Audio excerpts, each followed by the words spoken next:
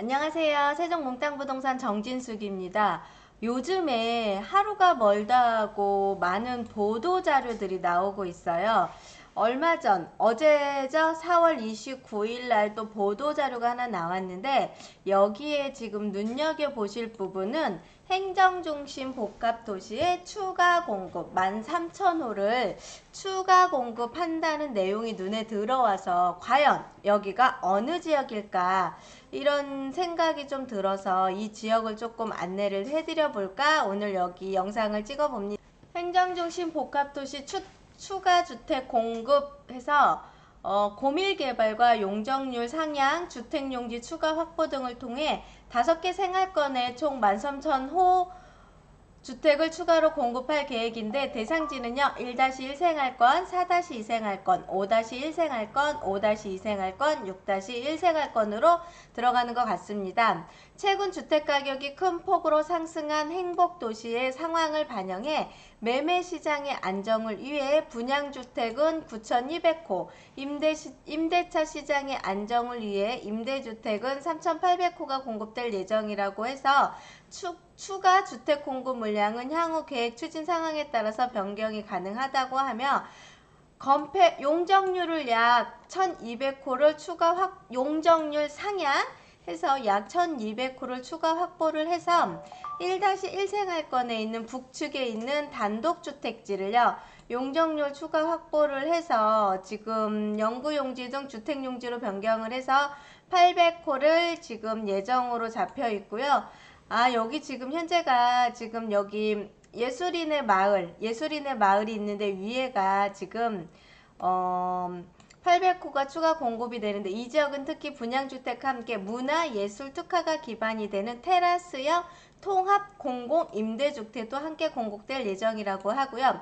5-2 생활권, 5-2 생활권입니다. 5-2 생활권의 보행 특화구역을 공동주택 용적률로 상향해서 400호 예정을 추가로 지정할까라고 합니다. 그래서 1-1 생활권과 5-2 생활권만 합쳐도 지금 현재 뭐 한 1,300호가 추가로 공급이 되는 것 같습니다. 주택 용지를 용도 변경을 하는 게 지금 4-2 생활권에 BRT 도로변 옆에 보면 상업용지에 보면은요 인근에 대학교인 공동 캠퍼스와 신개념 캠퍼스로 대학생들과 도시 첨단 산업의 청년 근로자들이 거주할 수 있는 도시형 생활주택 한 1,400호를 공급할 예정으로 잡혀 있고요.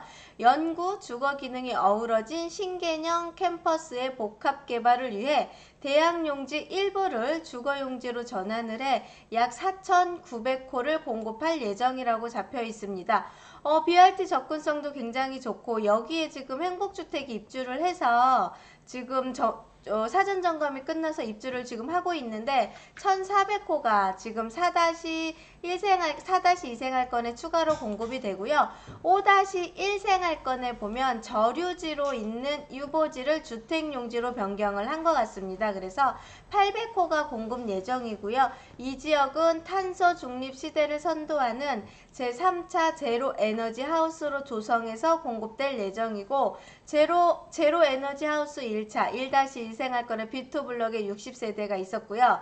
2차에 1-1 생활권 B10과 B11 블럭에 78세대가 있었는데 추가로 해서 3차로 해서 5-1 생활권에 지금 800호를 추가 공급한다고 합니다. 그러면 5-1 생활권까지 지금 지역이 선정이 돼서 4-2 생활권도 주거라든가 이제 주택 공급 물량이 더 늘어난다고 하면 아무래도 이제 주변에 있는 상권이라든가 이런 것들이 굉장히 활성화가 되지 않을까 하는 생각도 좀 해봅니다. 6-1 생활권에 가장 많이 늘어나는 데죠.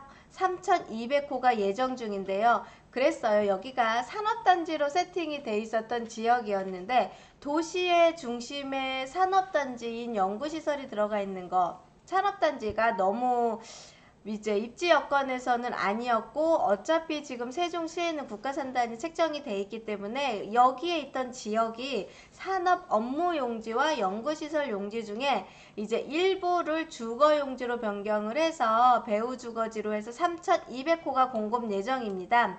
그 다음에 6-1 생활권에 보면은요.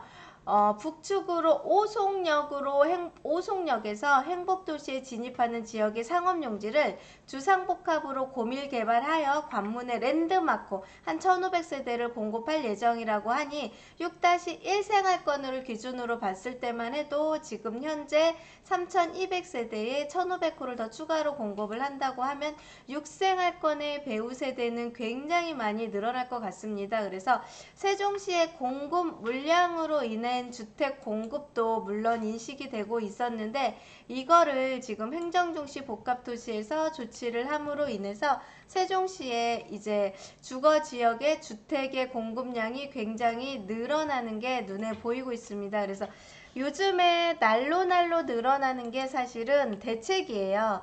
공급, 대책으로 인해서 많은 게 늘어나고 있고요. 그 다음에 공급 방향이 계속 늘어나고 있고 가계부채 얘기도 또 나오고 있고 가격이 이렇게 하면서도 주택가격이 자꾸 안 잡히다 보니까 많은 대책과 공고를 하고 있는데 이번에 4월 29일 날 공급 주택 안정화 정책에서 발표된 게 세종시에 관련된 소식.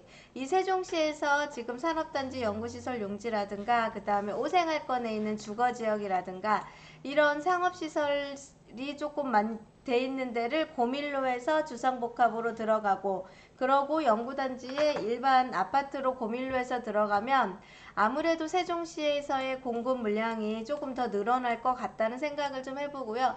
세종시에서 거주하시는 분들이 청약으로 인해서 주택을 받고자 굉장히 많이들 노력을 하시는데 청약은 녹록지가 않다 보니까 많은 분들이 힘들어 하셨던 상황인데 이렇게 공급 물량이 늘어난다고 하면 아무래도 청약의 기회가 더 넓어지지 않을까. 그러면서 세종시는 우리나라의 행정도시, 대한민국의 행정중심 복합도시로 발돋움할 것 같고 거기에 맞춰서 주거, 상업, 그 다음에 근린시설 용지 등 모든 게 다 제일 잘 갖춰진 명품 도시, 신도시가 되지 않을까 하는 생각을 해봅니다. 가끔 이렇게 보도가 뜨는 것들을 잘 안내를 해드리는데요. 오늘은요, 세종시에 관련된 얘기가 있어서 이렇게 안내를 해드려봤습니다. 이거 이제 공고 보도자료가 4월 29일 발표가 됐고요. 한번 여기에 이제는 건설사들 어떻게 주택이 세팅이 될 건지 이런저런 소식 있으면 또 안내를 해드리겠습니다. 즐겁고 편안한 시간 되십시오. 감사합니다. 세종몽땅부동산의 정진숙이었습니다.